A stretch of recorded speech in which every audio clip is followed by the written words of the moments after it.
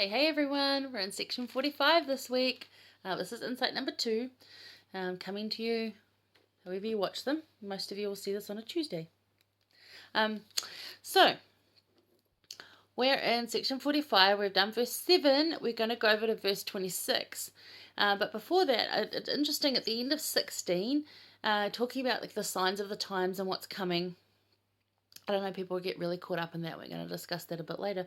But the last sentence of, or the last bit of verse 16 is to fulfill the promises that I have made unto your fathers. And that's talking about the promises to covenant Israel. Now, we studied that in the last 6 months before conference. So hopefully you're very aware of what those promises are. Or if you're not, you know some of them. And you may have heard others. But that's for us now. And those promises are for us now. And that's what he's saying there. He's told that to the people, as I said, told that to people anciently, gave them promises. In the Old New Testament, he told his disciples, those promises are coming true. Those are there for you if you want them.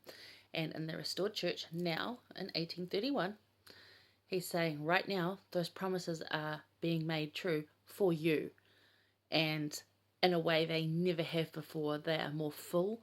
They are more available, they're more rich, not in monetary value, but better, and they're all for you right now if you want them, and they will get better and better, and they are. We have seen that, so that's really cool.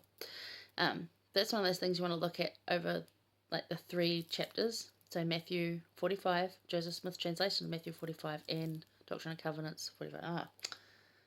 Matthew 24. Numbers confused. Anyway, I digress. Verse 26. Probably one of my favourite verses in the entire Doctrine and Covenants, and I came across this back when I was doing seminary a million years ago in 1918. It sounds right about right, eh? 1989. And I was year 10 at high school and doing seminary of... no. I misled you. It was 1990. 1989 was Book of Mormon. 1990 was Doctrine and Covenants. Sorry, guys. All right. And came across this, and I was feeling quite depressed at the time, and I just read that, the line in here that we're going to focus on. So I'll read you this first. It says, "And in that day shall be heard of wars and rumours of wars." Now, in that day is now. "And the whole earth shall be in commotion, and men's hearts shall fail them. And they shall say that Christ delayeth his coming until the end of the earth." And I read that, there'll be wars and rumours of wars. Now, at that time, the Gulf War was on over in the Middle East. So, pretty bad. Didn't really affect New Zealand a whole lot, apart from petrol prices, which everyone was complaining about. But who doesn't always complain about that? So, as a 15-year-old, I was kind of like, whatever. But wars and rumours of wars, I was like, oh, yeah, that's true. But that's just got increasingly worse now, and we find that there's wars in places, and not necessarily wars where one people's fighting another people. These are wars between companies that destroy lives. These are wars, financial wars that destroy lives. These are wars over all sorts of things in different places that are wars. Basically, they're just fighting. Anyway. And rumours of them, of course. You think at the way that the news reports them. And we all know that, something happens in a different country, the news is all like, oh my gosh, oh my gosh, oh my gosh. And you ring your friend in that country and they're like, oh no, it was like a 5-minute thing. It's all over. And yet the news is still going on about it. So there's always that too. And that doesn't always happen, and not to that degree. But keep that in mind too. If you know somebody where that thing is being reported and being, just check it out a bit more before you just believe the news. But the line that I liked there was, men's hearts shall fail them. And I felt at that point in my life that my heart was failing me. I was so depressed. I'm like, my heart is failing me. I'm part of this. This really rang true with me at 15, that I am part of this. I'm failing. And I'm like, I don't like to fail.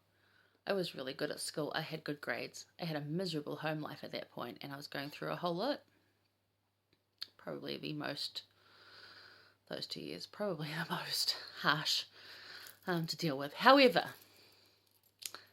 better now, a little bit better now, well, mostly better now. I felt like and I don't want to fail. I wasn't a quitter, and I felt like quitting. And I'm like, I don't want to fail. I felt like a failure, and I'm not a failure. I'm a daughter of God. I knew that, and I didn't want to fail. So I wanted to know more about that. So I want to, I put down here. So yeah, prophesied commotion is all around. Will your heart fail? Even now, will your heart fail? I still get depressed, but I'm like, my heart is not going to fail me. I am too stubbornly strong. Like, I will work damn hard. And damn's not a swear word here, in case you're all freaking out over there. To not fail. So, in fear, self-doubt, and confusion and addiction, mankind's hearts will fail spiritually and physically. So if you let fear enter in, if you have self-doubt and confusion, and I'm not saying that's what depression was, but I know that even now I can get really depressed, but I don't feel like I'm failing because I don't have that fear and that self-doubt and that confusion. Not exactly to the same that I might have like this amount instead of, I call it fish this big kind of amount. So in verse 27, I said the love of man is waxing cold, and that is lack of unity. So if we're not feeling together as a people, if we're not being kind to each other, if we're not helping each other with self-doubt, if we're just throwing criticism, go back to last conference, don't throw stones, go catch them so other people don't get hurt. Love that. I can't remember if it was Rasband or Renland. I want to say Rasband. No, I think it was Renland. Anyway, go catch stones, don't throw them. It just works in so much for this. It stops hearts from failing. If you can catch stones that are being thrown at other people, it will help their heart not fail. And have you built your strength base strong enough? And we're going to talk about strength base in the next one. Pray that your heart will not fail you. And that's what I started doing. I started praying that my heart would not fail me, that I could be stronger. And I am. It doesn't mean that the depression always goes away. However, I'm stronger and my heart doesn't fail me. I can keep going and I can work through the depression. I